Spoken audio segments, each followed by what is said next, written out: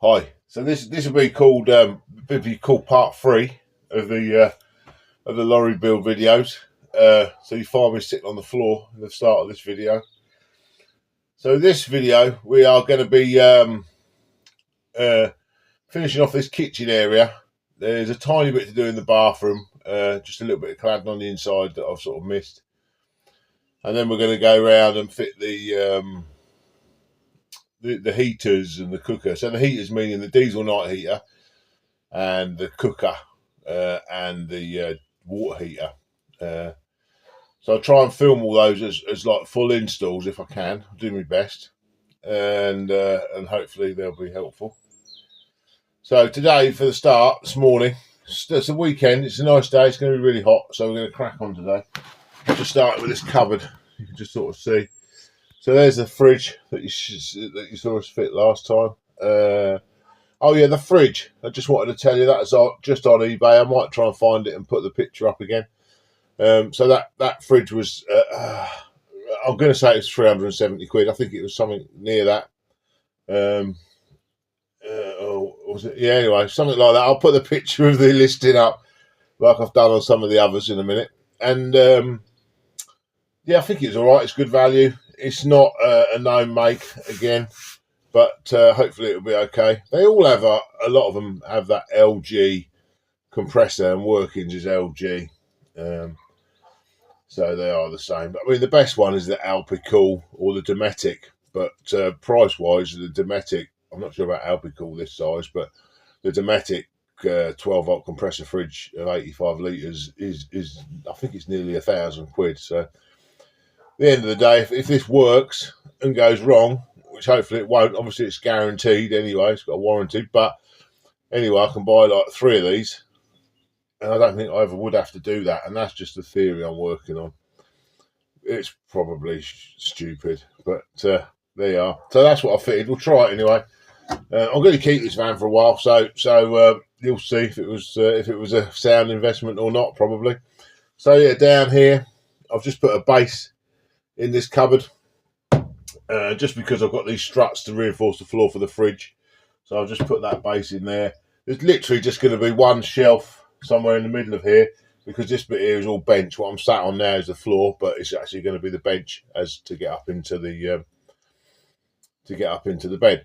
So I think I said in the original videos or some time ago I was going to put the electrics in this bench, but I won't because there's some extra bits I want to put in this lorry. Because this is a 24-volt lorry, the split charger, or the, as they call them now, the DC charger, is a big unit as well. So I mean, generally I don't fit a DC. I just fit a little split relay, because they're like 25 quid and not 300 quid. And to be honest, for whatever I've seen, they work fine. But this is a special split charger, if you like, DC, because it's got a change from the lorry alternator, which is 24 volt, to 12 volt to charge the leisure side of this camper. And that's quite a big unit as well. So we're going to put it behind this wall in the boot, but just be careful, because I do chuck all sorts of stuff in this boot. Obviously, I'll be careful to put like a fairly strong electrical system where the boxes are, and to box it in a bit somehow so I can get to it, but still it's protected. So that's it. I'll start the video. Hopefully it'll be a nice video, and quite a few interesting bits. So stay tuned, as they say, and we'll see you in a bit.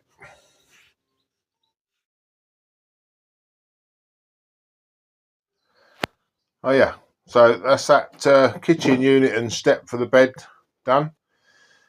That's all finished, all done. Top's all in. Fridge is in there. So that's the step. Just going to be storage. Obviously, it allows you to use it as a step for the bed. There will be a cushion for that, which we get from Evans Upholstery in Whittlesea. Second time I've mentioned them, I might get a discount. I doubt it. So then, in here, we've just got just a shelf, 2 shelves, one set back from the other. We'll probably put some lino and stuff in these boxes. I normally do, but so that's just a big storage box for clothes or whatever, and then obviously it goes under there. because it, you know why, because it does. So that's that bit. Well, another bit done. I think it's come in quite well. Again, oh dear. You might have guessed by that noise, behind me is not done. I'm not even going to turn the camera around and show you.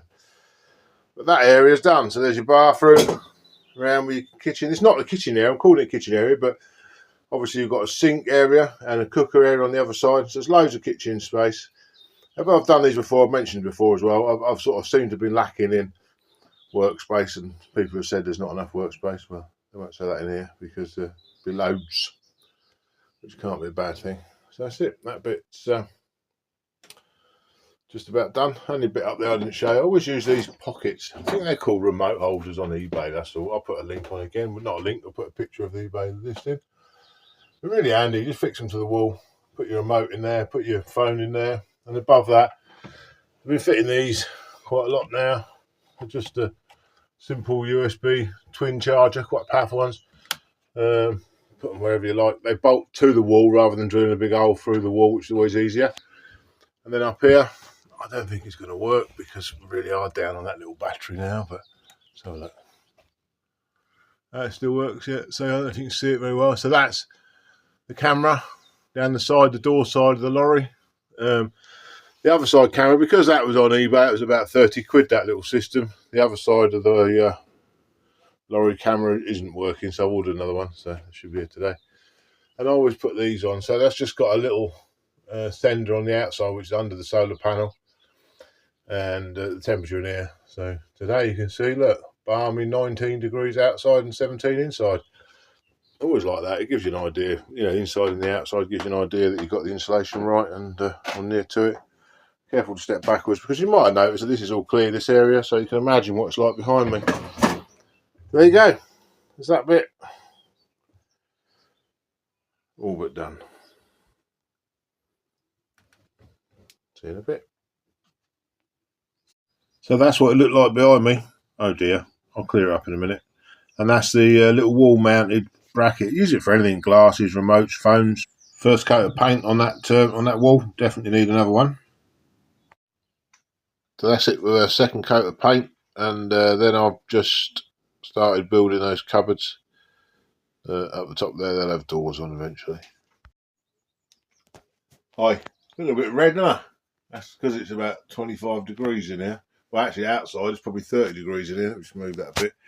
So, as you can see here, you see on the pictures I've posted, photos, I built those cupboards up there. They're going to have doors on those cupboards, 2 doors. I'm going to use 18mm ply and paint it. It's lime main, this colour. Wix's special paint. It's not Wix's special paint, it's just Wix's cheap paint. Lime main. It's quite a nice sort of golden colour. I think it's quite nice. You won't see much of it anyway, but I'll do the doors for this big cupboard. Again, this cupboard's a bit big really, but it sort of works up there just about. You could hit your head on it if you're really stupid, but it's not too bad. So now I've just unpacked actually this on-demand gas water heater. So I'll find the this, not the model of this, because this is literally just an on-demand gas water heater. They're a copy of quite an expensive water heater, but I looked at them and they look quite reasonable quality. So literally, just get that big box. Yeah, excuse me, but I'm trying to do it this way around. But anyway, yeah, you get that big box which bolts onto the wall with this going through the wall, so the exhaust goes out through the wall. So I think you have to cut a big square hole in the side of the vehicle. And this mount on the inside, and then there's this metal box, well, metal cover, which opens as well. That's obviously the top round bit there is where the exhaust goes out, and then that opens to give you access to the inside of that. Not that I really know, you can't really see a lot there. There's a fuse there, look. But they are quite, again, like a Chinese diesel heater. That's just a copy of an Everspacker heater. Never fitted one of these. I have fitted the expensive one, or changed an expensive one in a friend's motorhome, in the horse box converted to motorhome. And he was quite impressed with it.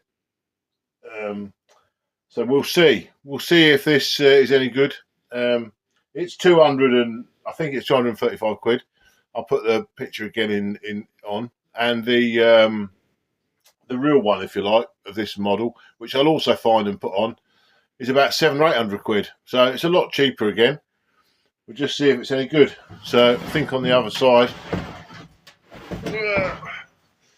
literally, you just got the inlets here. So you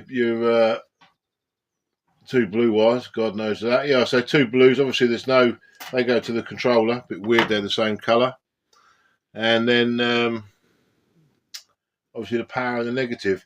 So then you just got a gas inlet at the bottom here. What's this one say here? Water outlet. Obviously the red one for hot water, and then this blue one down the bottom here for cold water in. So very easy to fit once you've cut a massive hole in the side of your truck. Again with this, it's glass tonight. It's not hard. Just trying to make sure it's in the right place. So preparation would be better than the way I do things sometimes, but I'm pretty sure there's nothing in the wall there. But I'm also very careful when I remove this inside cladding, rather than just go gang ho and cut through there with a jigsaw and there's a load of cables or lumps of metal behind there. But I don't think there is. So yeah, it's going down there where it says water outlet, and the gas pipe's there, and obviously the two pipes are there, and the 12-volt feed is there. Right, I'll crack on with that, and I'll show you some pictures of it as I go. So that's the one I fitted, but obviously with the white door, not the black version, and that's the one that it's a direct copy of. Massive difference in price. Let's just hope it works good. That's where that heater's going to go. So I've just marked it. Saying what I said about the wires and things in there, I think I've wired myself. So what I'm going to do is just mark that, finish marking that off, and then I'll cut through it with the reciprocating saw. These are fantastic. So this will just rip through this MDF line in here, this like cladding, and then I'll be left to see what's behind it. Because of this, the glass tonight's 18 inches thick, so I'm going to go right through it and fit this through this cladding, so it actually just is clamped up to just to the glass tonight, make a better seal, and that exhaust will then definitely be out through the glass tonight. Otherwise, if I tried to go through this cladding, it probably wouldn't be, and then you'd have the risk of CO2 coming in. So that's what I'll do. I'll cut this out and we'll have a look once that's all cut out. So that's that cladding all cut out and cut through that little bit of insulation. I've just used that foam insulation, polystyrene insulation in here on this bottom bit, I think. So then that's it. That's the outside wall of the glass tonight. This tool makes light work of it. I won't use it on the other bit. I'm now going to mark that again to get a more accurate size, and then I'll use a jigsaw on the outside just because I get a cleaner. I'll get a much cleaner cut with that. So this interior will fit in there. So it's straight in there and onto that glass tonight. Should do anyway. Something seems to be stopping that. Anyway, yeah, that's it. So that fit through there like that. And then so we'll cut the hole now for the glass tonight. I'll just mark that by drilling 4 holes, and then going on the outside and cutting the outside out with the jigsaw. Obviously, I'll put masking tape around so we don't damage the wall. It doesn't matter. This truck's got to be painted anyway, but still, we don't have any more gouges we've got to worry about other than we need. So that'll be its finished location. So it's gone through the cladding, and it will be screwed and attached to the glass tonight. Outer wall of the truck, if you like. Right, let's see what's next. Right, so as in normal van build problems we have, I decided to drill 2 holes because I've got this door, which is what's going on the outside. It's not crucial really to come through, so that the hole, obviously that makes an excellent template, but if you look where the holes were, they were just inside that aluminium bit. So all I've done is just lifted it up. It's literally just inside there, 5mm. Just lift that door up so I haven't got to try and cut through that aluminium join there. That'll be absolutely fine, hopefully. I guess if you're going to do vans conversions, truck conversions or whatever, something you're going to get used to is cutting holes in your van, your truck. There's no real choice. So obviously that doesn't look very pretty, but that gate cowling cover goes over the whole thing, so it will look fine once it's done. The only thing with that glass tonight is it is fiberglass, so I always recommend you cover yourself up, wear goggles, because it makes you itch like the same as the insulation does. It's not very nice stuff. Like the glass fibre, shards everywhere when you cut it with anything really. But well, with anything, I cut it with a jigsaw, but that doesn't matter what you cut it with. There you go. Safety first. So that's what it ends up looking like. Obviously, we couldn't really. Well, I didn't want to lift the heater up to come away from that aluminium, which would have been better because obviously the door is just overhanging it, but it is on the bottom. It's all sealed in. It comes with that like mastic tape, but I will actually even just see that mastic tape stuff there. I will mastic around it as well at the end. So the idea is that it's a completely sealed thing. So obviously the exhaust is coming through the hole to the outside, and then all the rest of this is sealed, all those screws around it. So in theory, it's impossible for any of the carbon monoxide to escape into the living area. Yep. Let's just hope it works good. All seems to be good. A good way of trying this Chinese stuff sometimes is how well the screws will fit in the holes even, isn't it? You know. And that went together all right. Just got to make sure the exhaust's through there. This pulls it in a bit as well. So it's like a nice sealed waterproof cover. So that's the outside. Looking good. Well, sort of. I'll just show you this as well. Ignore the paint. It's just because I've got to mastic around these. I want to get a bit of red. However, we're not sure we're painting this red. So I just touched around it before I masticked it with a brush. But that's the toilet. So that's why that was a bit of a pain, because you've got to have that top panel where the fresh water goes in, or the flush water goes in. So you've got to line those up to fit on the toilet on the back. So there you go. There you go. That's the outside anyway. Let's have a look inside. Right, so that's what it looks like on the inside. I'll just put those two little bits up there, cladding just to hold that. Well, it can't move because it's sandwiched on the board outside. I have raised it up a tiny bit, obviously, just to get it square on the outside. So literally, then all you've got to do, just haven't got the fittings for this, so I've just got all of the fittings, is connect up the hot, connect up the cold, and the gas. And then the wiring is very strange, really. But obviously it can't do anything else. I don't really know how it would work, but obviously it does. So there's two cables come out of there for the remote, which is like the panel, the control panel, which is there. And there's just the two cables on the remote. How something controls temperature and on and off with two cables, I don't know, but obviously it does.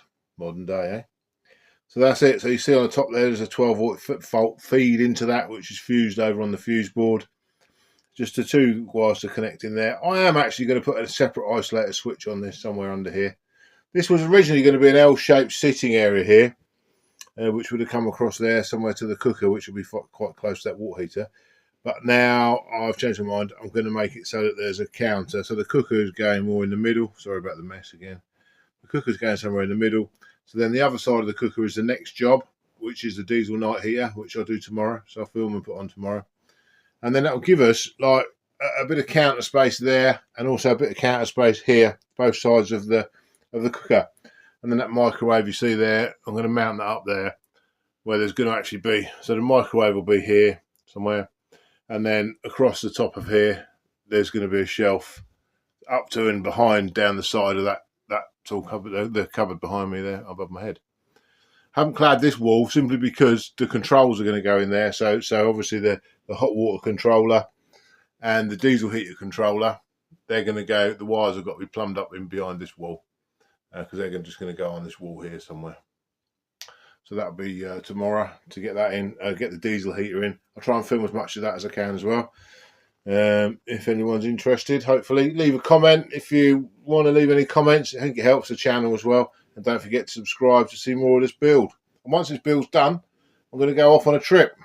So, yeah, that's the plan. So keep watching, keep subscribing. It's coming along lovely now. Look at that. Oh, it's just such a mess. Never mind, it's definitely coming along. Ciao. Hi. Right, so today I'm going to fit the diesel night heater. I'm going to do try and do a little standalone video of this as well, in more detail than fitting it, but on this vlog it'll just be like basic the fitting of it. So I'll just spin you around in a minute and show you the unboxing. So I'll put the cooker, if you remember in the last video, the cooker, the water heater and the diesel heater will go in the same sort of area. So I'll put the cooker in, marked it, and then I've marked the area I've got for the heater. It's not massive, but it never is, but it'll work. So I'll just spin you around and show you what you get in a box. So that's what you get when you unbox your Chinese night heater. This is 55 quid on, I think it's Amazon, which is unbelievable, really. So you get the tank, some ducting, you get this stupid plate. I never use it, always buy a steel turret plate online. Obviously the heater, some exhaust and inlet pipe, the controller, everything you need. The only thing I'll say, if you look on the standalone video, you'll see the exact repeat of some of this, but this pipe, if you get a green pipe in your kit, don't use it, swap it for the white one. The green pipe is absolutely useless. So that's it, you basically get everything you need to get your diesel heater fitted.